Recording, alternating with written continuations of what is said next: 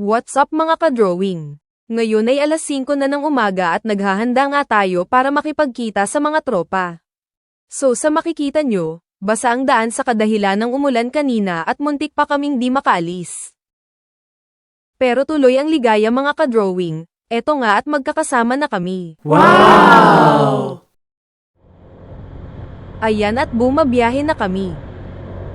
Laging mag-iingat sa pagmamaneho mga ka-drawing, di natin kailangan makipagkarera o magpasikat sa daan dahil ang gusto lang naman natin ma-enjoy yung ride at yung magagandang tanawin. Grabe ang sarap magmotor, agree ba kayo? Ayan may araw na, kaya kakain na kami.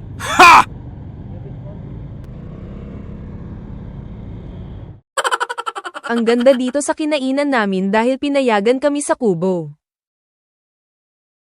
Tara kain mga ka-drawing, yum yum yum. The best talaga mag-almusal sa probinsya, sariwa ang hangin at ibang-iba ang paligid.